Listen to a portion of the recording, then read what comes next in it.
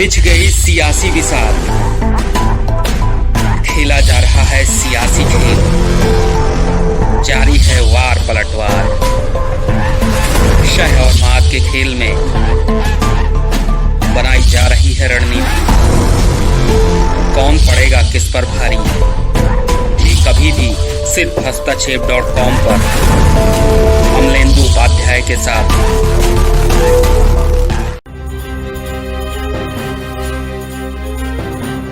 नमस्कार, दिन भर की बड़ी खबरों में आपका स्वागत है। आपके साथ मैं हूं आदित्य कुमार। बुलेटिन में आज बात होगी पूर्व सीएम फारूक अब्दुल्ला पर ईडी के शिकंजे की, सोनिया गांधी की मोदी सरकार को लोकतंत्र की शिक्षा की, जानेंगे कि पंजाब विधानसभा में कृषि कानून को लेकर क्या हुई चर्चा और बिहार में दोहरी मार क्यों झेल रहे हैं नीतीश। साथ ही बात होगी गुजरात बीजेपी में बढ़ती खेमेबाजी की और आखिर में बात सुप्रीम कोर्ट के नए सुझाव की। लेकिन तमाम बड़ी खबरों से पहले एक नजर सुर्खियों पर। कांग्रेस सांसद राहुल गांधी ने मोदी सरकार पर इकोनॉमी को लेकर खड़े किए सवाल, आईएमएफ की रिपोर्ट के हवाले से सरकार को घेरा। नई शिक्षा नीति से साकार होगा स्वामी विवेकानंद का सपना, केंद्रीय शिक्षा मंत्री रमेश पोखरियाल ने नई शिक्षा नीति 2020 को किया संबोधित, कहा आचार्य देवोभव की सोच से आएगा बदलाव। कल आईपीएल में किंग्स 11 पंजाब और दिल्ली कैपिटल्स में होगी टक्कर, अंक तालिका में ऊपर आना चाहेगी पंजाब, जीत के लक्ष्य के साथ मैदान में उतरेंगी दोनों टीमें। हफ्ते के पहले कारोबारी दिन हरे निशान पर बंद हुआ शेयर बाजार, सेंसेक्स 448 अंकों की बढ़त के साथ 40,431 के स्तर पर हुआ बंद, वहीं निफ्टी 110 अंकों की बढ़त के साथ 11,873 के स्तर पर हुआ बंद।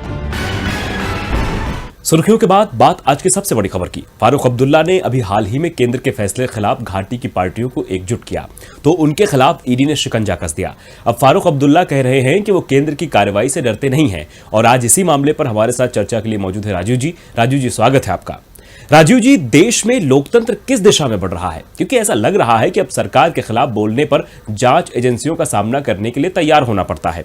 फारूक अब्दुल्ला से ईडी की पूछताछ का मामला हो या फिर 8 साल पुराने सिंचाई मामले में अजीत पवार के केस की फाइल खोलने का। इसके अलावा कांग्रेस और विपक्ष के कई नेताओं को सरकार को चुनौती देने का खामियाजा जेल जाने के रूप में पहले ही भुगतना पड़ा है।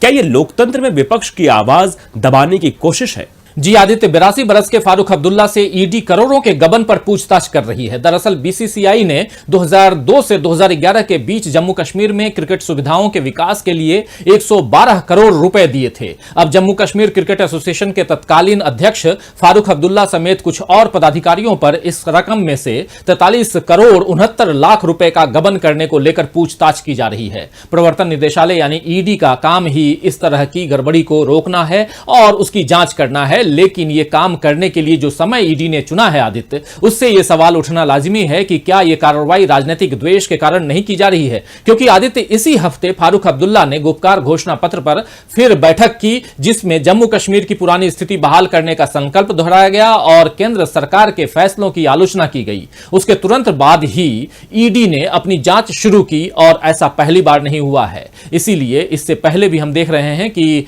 कई विपक्षी नेताओं और सामाजिक कार्यकर्ताओं को सरकार की आलोचना करने या विरोध करने का खामियाजा भुगतना पड़ा है। इस वजह से कोई जेल में बंद है तो किसी ने राजनीति ही छोड़ दी या किसी ने राजनीतिक पाला ही अपना जो है वो बदल लिया। इस रवैये से मोदी सरकार अपनी मजबूती तो दिखा सकती है आदित्य, लेकिन लोकतंत्र कैसे कमजोर हो रहा है इस पर भी ध्यान दिए जाने की जरूरत है। मजबूत विपक्ष और स्वतंत्र संस्थाओं के बिना स्वतंत्र लोकतंत्र विकसित नहीं हो सकता है। लेकिन दुख इस बात का है आदित्य कि भारत में इस वक्त लोकतंत्र को बीमार बनाए रखने की कोशिश हो रही है।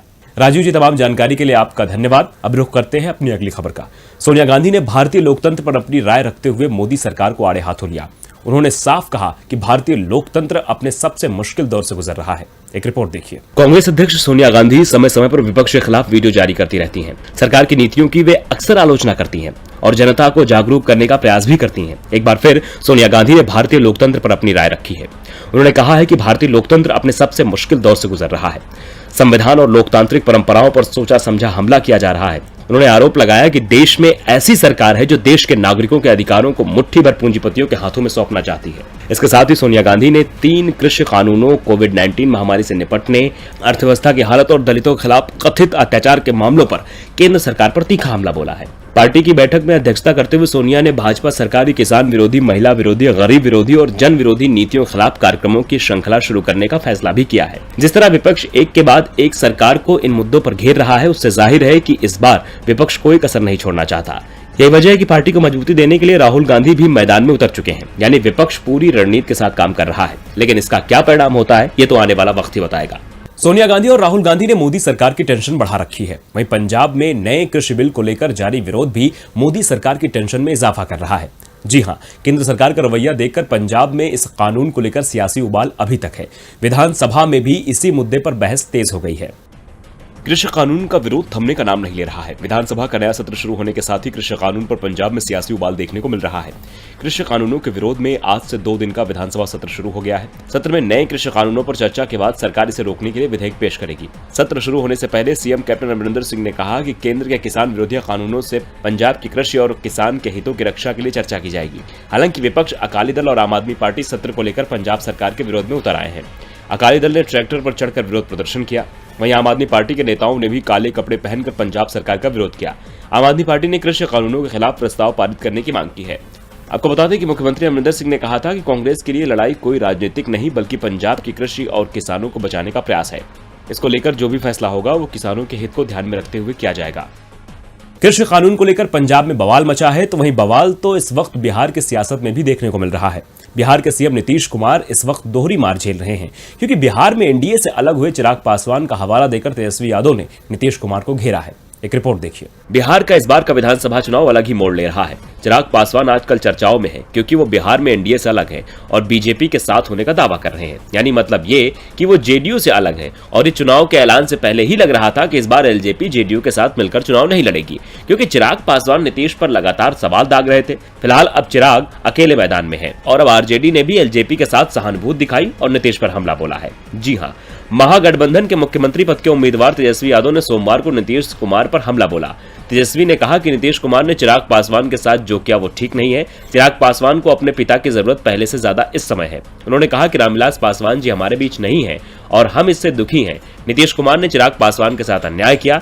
इससे पहले एलजेपी के राष्ट्रीय अध्यक्ष और सांसद चिराग पासवान ने रविवार को बिहार के सीएम पर आरोप लगाते हुए कहा कि नीतीश कुमार उनके और बीजेपी के बीच दूरी बनाने का प्रयास कर रहे हैं। रविवार को उन्होंने ट्वीट कर कहा था कि आदरणीय नीतीश कुमार जी ने प्रचार का पूरा जोर मेरे और प्रधानमंत्री जी के बीच दूरी दिखाने में लगा रखा है। बांटो और राज करो की नीति में माहिर मुख्यमंत्री जी हर रोज मेरे और भाजपा के बीच दूरी बनाने का प्रयास कर रहे हैं। अब एक तरफ चिराग हैं जो नीतीश को लगातार घेर रहे हैं और दूसरी तरफ चिराग का हवाला देकर तेजस्वी यादव नीतीश पर निशाना साध रहे हैं। ऐसे में दोहरी मार से कैसे बच पाएंगे नीतीश कुमार? अब बिहार में कौन सत्तासीन होगा, इस पर सभी की निगाहें होंगी, लेकिन इसके साथ ही निगाहें पीके पर भी हैं, यानी प्रशांत किशोर पर, कि इस बार के बिहार विधानसभा चुनाव में वो किसके साथ दिखाई देंगे। दावा किया जा रहा है कि प्रशांत किशोर इस बार एनडीए और महागठबंधन दोनों से दूरी बनाए हुए हैं। तो किसके साथ हैं पीके? देखिए हमारी खास रिपोर्ट। 5 साल पहले 2015 के बिहार विधानसभा चुनाव में पीएम मोदी, नीतीश कुमार और लालू यादव से भी ज्यादा किसी व्यक्ति की चर्चा हो रही थी तो वो थे चुनाव रणनीतिकार प्रशांत किशोर, यानी कि पीके चुनाव तो नहीं लड़ रहे थे, लेकिन महागठबंधन के लिए चुनाव जीतने की रणनीति वो ही बना रहे थे। पीके ही तय करते थे कि किस क्षेत्र में महागठबंधन का कौन सा नेता प्रचार करने जाएगा और कौन सा नेता कौन सा मुद्दा चुनाव प्रचार में उठाएगा। पीके की रणनीति कारगर भी रही है और महागठबंधन 2/3 से ज्यादा सीटें जीतने में कामयाब रहा। लेकिन इस बार पीके दिखाई नहीं दे रहे, न तो एनडीए उन्हें भाव दे रहा है और न ही महागठबंधन। वैसे पीके महागठबंधन में अपनी संभावनाएं तलाश रहे हैं, लेकिन तेजस्वी उन्हें बहुत ज्यादा भाव नहीं दे रहे। इसीलिए अब पीके ने उपेंद्र कुशवाहा और चिराग पासवान के सहारे तीसरे मोर्चे पर नजर टिका दी है। पीके की कोशिश थी कि चिराग और उपेंद्र कुशवाहा एक साथ आएं, लेकिन चिराग नीतीश के बाद बीजेपी को भी नाराज नहीं करना चाहते थे, इसीलिए उन्होंने तीसरे मोर्चे में जाने से मना कर दिया। लेकिन पीके की राय पर उन्होंने नीतीश को कमजोर करने की कोशिशें जरूर तेज कर दी हैं।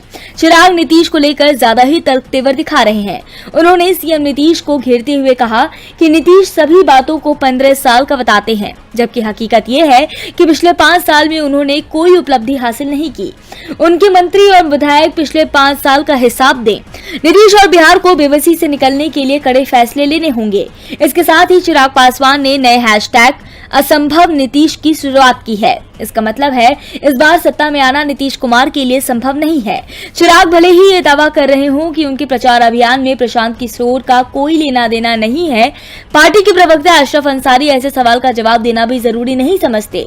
प्रशांत किशोर की ओर से दावा किया जा रहा है कि वो ममता बनर्जी के चुनाव मैनेजमेंट को देख रहे हैं, क्योंकि बंगाल में भी 6 महीने बाद चुनाव होने जा रहा है, इसीलिए वो अभी बिहार चुनाव से दूर रह रहे हैं।